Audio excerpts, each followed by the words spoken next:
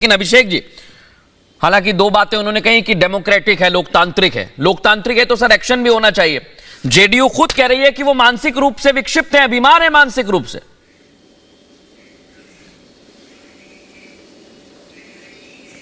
देखिए, हमारी पार्टी की जो विचारधारा रही है, हमारे नेता की जो विचारधारा रही है, कार्यशैली रही है, वो सर्वधर्म समभाव वाली है। हम सनातन धर्म को मानते हैं। अगर व्यक्तिगत रूप से आप मुझसे पूछे तो मैं सनातन धर्म को मानता हूं, हिंदू हूं।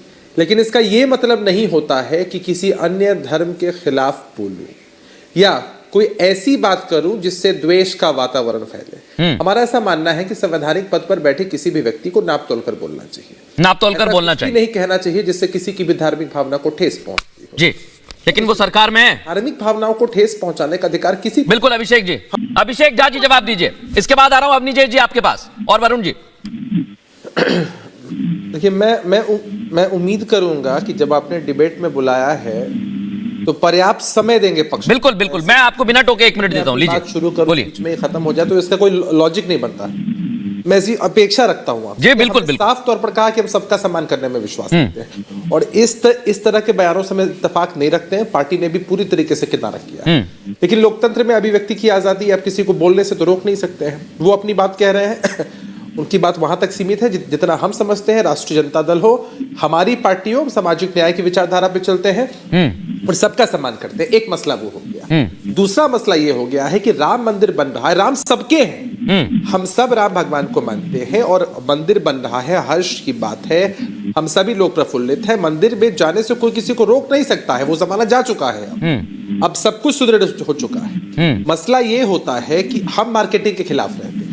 अभी एक नेता है भारतीय जनता पार्टी के, बिहार के यहाँ के सांसद हैं रविशंकर प्रसाद जी, कह रहे हैं राम भगवान का केस हमने लड़ा। अरे भाई, किस इंसान में क्षमता है कि वो राम भगवान का केस लड़ लेंगे? तो बताइए कि जो लोग अपने महिमा मंडन के चक्कर में इतनी बातें कह देते हैं, बड़ी बड़ी बातें कह देते हैं, मार्केटिंग इस तरह से कर रहे हैं जैसे उनकी वजह से चीजें हो पाई। सर्वविदित है ना कि जो कुछ भी हुआ। अभिषेक जी, आपको लगता है कि ऐसे बयानों पर एक्शन होना चाहिए दोनों तरफ से? और देश में आपके भी मंत्री हैं, उन पर भी एक्शन होना चाहिए। जेडीयू के नेता तो खुलकर बोल रहे हैं क्योंकि ये पार्टी देखिए, पार्टी की एक लाइन होती है, इस पर क्लैरिफिकेशन हो, जस्टिफिकेशन हो या फिर कोई एक्शन हो, ये सारी चीजें राष्ट्रीय जनता दल के नेतृत्व को तय करनी है। अभिषेक जी, क्योंकि आपने एक फैसला ले लिया है, लेकिन मैं फिर कहूंगा सर, आप सवाल पूछ लीजिए। अभी 11 दिन शेष हैं। अगर फिर से कोई बयान आता है तो फिर क्या ये कह दिया जाएगा कि सिर्फ ये व्यक्तिगत बयान है? क्या एक्शन नहीं होना चाहिए? आज पूछता है भारत। नहीं, हमने साफ तौर पर बता दिया है। हर पार्टी को तय करना होता है कि उनके नेता कार्यकर्ता किस तरह से एक्ट और रिएक्ट कर रहे हैं। पार्टी को तय करना है कि पार्टी इसका जस्टिफिकेशन या एक्शन किस तरह से करती है। हमारा इस बयान से कोई सरोकार नहीं है।